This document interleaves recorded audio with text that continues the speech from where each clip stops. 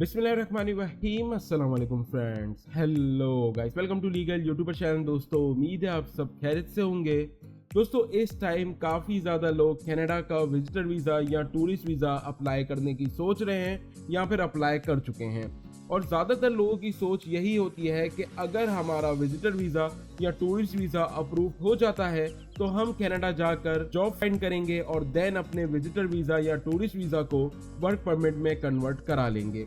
क्योंकि दोस्तों इस टाइम के ऊपर कनाडा इमिग्रेशन मिनिस्टर ने इस पॉलिसी को 2025 तक के लिए एक्सटेंड कर दिया है। और मैं आपको सच बताऊं तो दोस्तों ज़्यादातर लोग ऐसा ही कर रहे हैं कि वो विजिटर वीज़ा अप्लाई करते हैं और उनको जब विजिटर वीज़ा मिल जाता है तो वो कनाडा जाते हैं। कनाडा जाने के बाद वो उसे वर्क परमिट में कन्वर्ट करा लेते हैं। तो आज की इस वीडियो में दोस्तों मैं आपको बताऊंगा कि किस तरह आप एक विजिटर वीज़ा को वर्क परमिट में कन्वर्ट करा सकते हो। इसमें आपको क्या क्या प्रॉब्लम्स फेस करने को मिल सकती है, साथ ही में उन प्रॉब्लम्स को सॉल्व कैसे किया जाता है उसके बारे में भी बताऊंगा। तो करते हैं इस वीडियो को शुरू। दोस्तों मेरा नाम है राजिक और आप देख रहे हैं लीगल यूट्यूबर चैनल। चलिए शुरू करते हैं।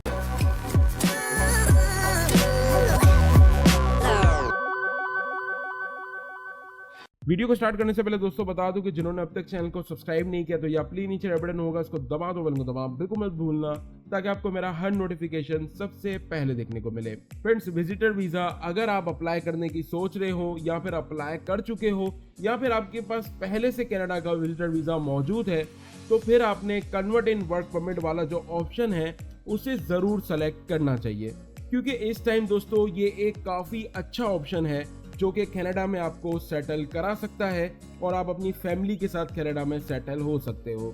तो अब मान के चलते हैं दोस्तों कि आपका विजिटर वीज़ा अप्रूव हो चुका है और आप कनाडा पहुंच चुके हो। अब उसके बाद आपको क्या स्टेप फॉलो करना होता है।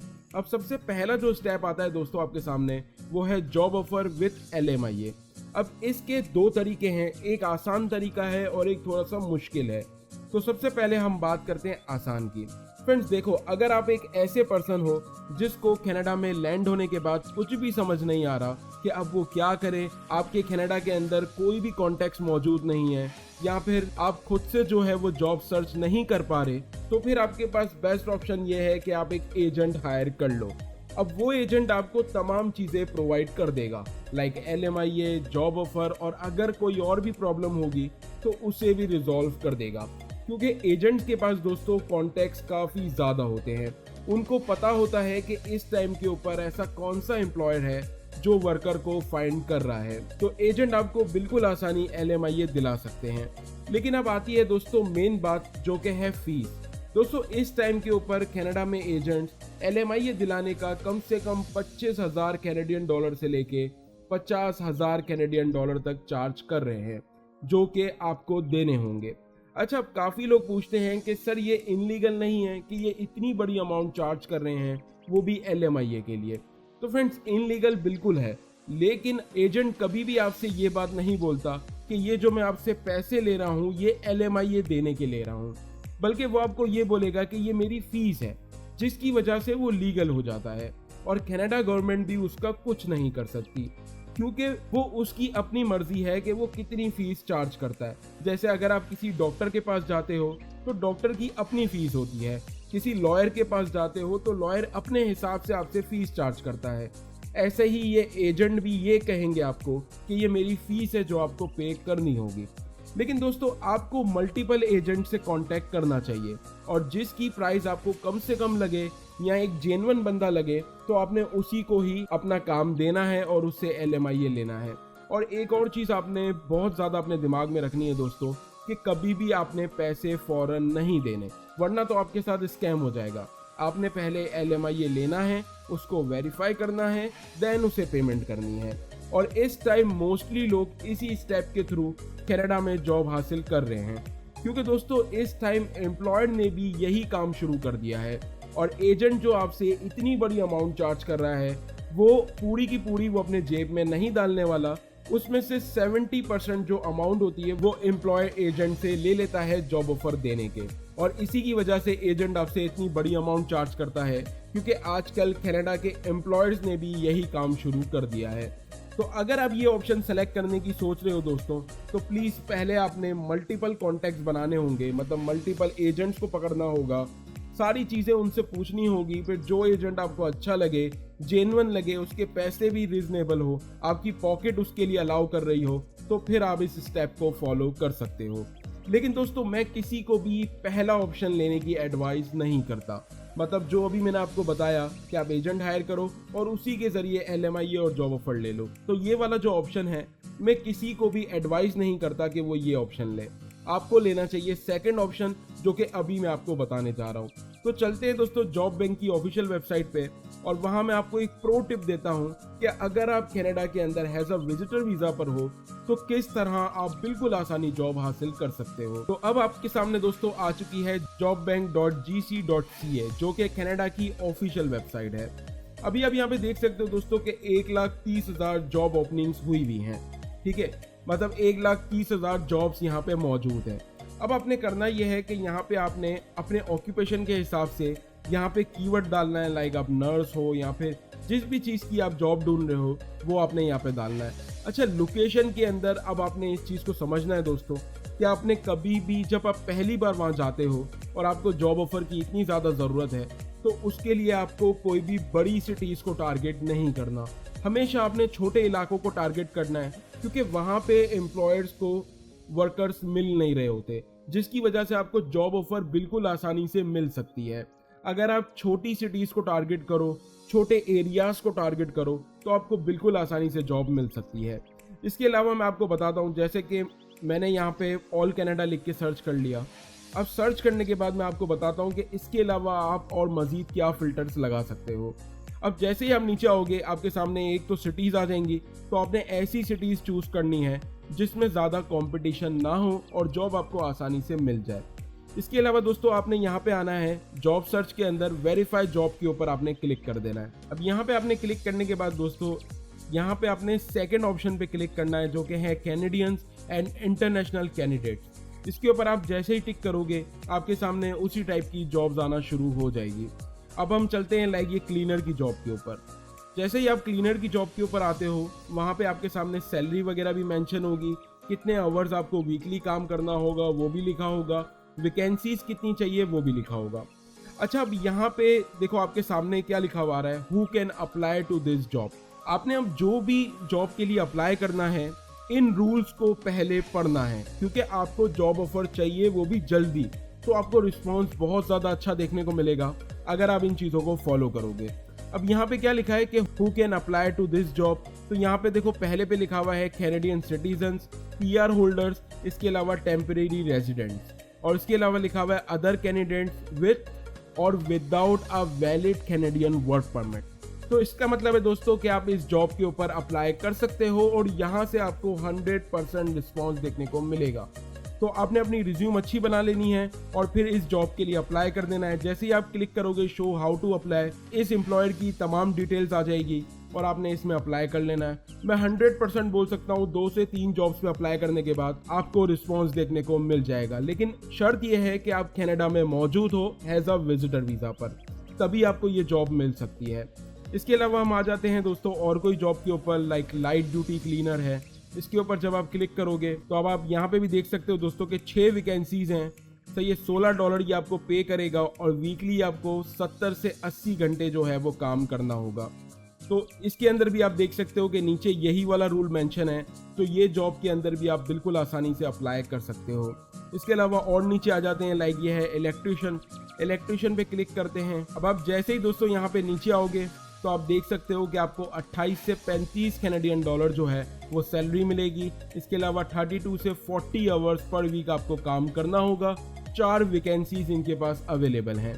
इसके अलावा आप यहाँ देख सकते हो कि आपकी रिस्पॉन्सिबिलिटीज़ क्या होगी, इनको वर्क एक्सपीरियंस कितना चाहिए, और यहाँ पे भी आप देख सकते हो दोस्तों कि ये सेकंड रूल अप्लाई होता है। इसका मतलब आप इसमें अप्लाई कर सकते हो।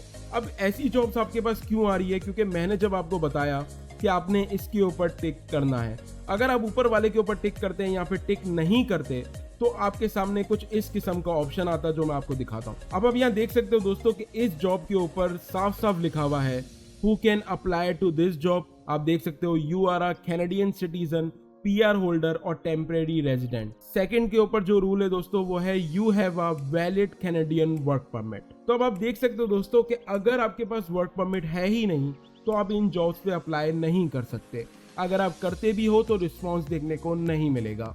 इसीलिए आपने ऐसी जॉब्स पे अप्लाई करना है जहां पर ये चीज मेंशन हो कि अगर आपके पास वर्क परमिट मौजूद नहीं भी है तो भी आप अप्लाई कर सकते हो, लेकिन शर्त यह है कि आप कनाडा में मौजूद हो। अब जब मेरी ये चीज दोस्तों फॉलो करोगे, मैं गारंटी दे सकता हूँ आपको जॉब ऑफर मिल जाएगा। थोड़ी सी मेहनत करनी पड़ेगी लेकिन आपको जॉब ऑफर मिल जाएगा। तो अब जैसे ही दोस्तों आपको एम्प्लॉयर मिल जाएगा और आपको वो जॉब ऑफर देने के लिए एग्री हो जाएगा, उससे पहले वो आपसे इंटरव्यू लेगा। ठीक है, इंटरव्यू लेने के बाद अगर आप पास हो जाते हो तो वो आपको अपने पास मिलने के लिए बुलाएगा। अगर नज़दीक कहीं होगा तो पहले ही मिलने के लिए बुला लेगा और आपसे इंटरव्यू वो बैठ के ही लेगा आपके सामने। और फिर अगर वो जॉब ऑफर देने के लिए आपसे एग्री हो जाता है तो फिर वो आपको दो चीज़ें बोलेगा। या तो वो आपको ये कहेगा कि तमाम पेपर वर्क जो है वो मैं खुद करा लूँगा, मेरे पास पूरी टीम मौजूद है, इसीलिए आपको टेंशन नहीं लेनी। या तो सेकंड चीज़ वो आपको ये बोलेगा कि मैंने आपको जॉब ऑफर दे दी है, अब आप खुद से अपना वर्क परमिट अप्लाई कर लो। अब 50% एम्प्लॉयर्स दोस्तों वो ये बोलते हैं कि तमाम पेपर वर्क हम खुद कर लेंगे, और 50% एम्प्लॉयर्स ऐसा भी बोलते हैं कि आपको वर्क परमिट खुद अप्लाई करना होगा। तो अब अगर खुद अप्लाई करना होगा तो उसके लिए भी आपके सामने दो ऑप्शंस आते हैं। नंबर 1 के ऊपर ये, अगर आप इतने ज़्यादा इंटेलिजेंट हो कि आपको सारी चीज़ें खुद समझ आ जाती है, आप खुद से ये वर्क परमिट का पूरा प्रोसेस कर सकते हो, तो वेलकम है कि आप ये चीज़ कर लो खुद ही, तो आपके पैसे बच जाएंगे। लेकिन सेकंड चीज़ ये है दोस्तों कि फिर से आपको कोई एजेंट हायर करना होगा। देखो, एजेंट हायर करने का बेनिफिट आपको ये मिलता है दोस्तों कि आपसे कोई ना कोई चीज़ मिस हो सकती है अगर आप खुद से ये प्रोसेस करो तो। लेकिन एजेंट जो है वो डेली बेसिस के ऊपर हज़ारों वर्क परमिट्स को प्रोसेस करता है और वो एक्सपर्ट होता है अपनी फील्ड में, जिसकी वजह से आपके वर्क परमिट लेने के अंदर ज़्यादा हर्डल्स नहीं आएगी, वो आपकी मदद करेगा। लेकिन अगर आप चाहो कि आप खुद से अप्लाई करो तो आप खुद से भी कर सकते हो। लेकिन अब दोस्तों यहाँ पर मेन चीज़ आ जाती है कि अगर हम एजेंट से कराते हैं तो वो कितनी फीस चार्ज करेगा। तो फ्रेंड्स, इस टाइम के ऊपर जो फीस चल रही है इसकी, ये $8,000 से लेके $15,000 कैनेडियन डॉलर तक चल रही है।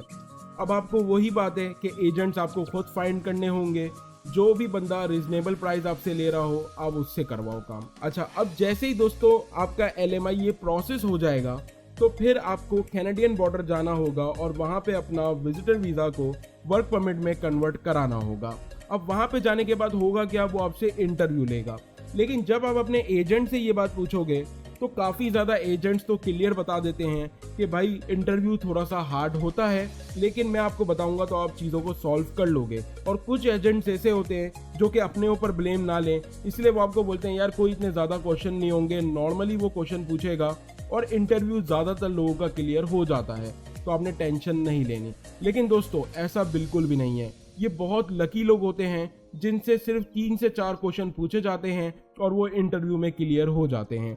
मोस्टली केसेस के अंदर काफ़ी ज़्यादा क्वेश्चंस पूछे जाते हैं, तो आपने अपनी रिज्यूम और बेसिक क्वेश्चन की प्रिपरेशन करके आपने बॉर्डर पे जाना है, ताकि वो आपसे जब क्वेश्चंस पूछे तो आप घबराओ नहीं, आप कॉन्फिडेंस के अंदर हो, अच्छे तरीके से उसे जवाब दे पाओ, ताकि आपका इंटरव्यू जल्द से जल्द क्लियर हो जाए।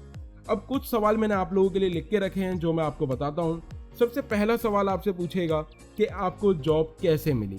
अब फॉर एग्जाम्पल मान लो आपने बोल दिया कि सर मैंने जो जॉब है वो ऑनलाइन ली थी, तो ऑनलाइन किसके थ्रू ली, वेबसाइट क्या थी, ये सारे सवाल भी वो आपसे पूछ सकता है। इसीलिए आपको उसके बारे में नॉलेज होना ज़रूरी है। अगर आपने एजेंट के थ्रू भी अप्लाई करवाया है, एजेंट ने आपको LMI वगैरह दिया है, तो भी आपने ये सवाल याद रखने होंगे। सेकंड नंबर के ऊपर है दोस्तों कि वो आपसे पूछेगा कि जॉब आपको कहाँ मिली, वो भी आपने बताना होगा। फिर वो आपसे पूछेगा आप कनाडा क्यों आए थे, वो भी आपने बताना होगा। उसके बाद वो आपसे पूछेगा आप अभी किसके पास रह रहे हो, एड्रेस क्या है, मतलब इस तरीके के वो आपसे सवाल करेगा। अब बेसिकली दोस्तों ये तमाम क्वेश्चन इसीलिए पूछे जाते हैं ताकि वो देख सके कि आप कोई कनाडा में इनलीगल एक्टिविटी तो नहीं कर रहे, या फिर आपके एजेंट ने तो आपको तमाम चीज़ें पैसों से तो प्रोवाइड नहीं कर दी।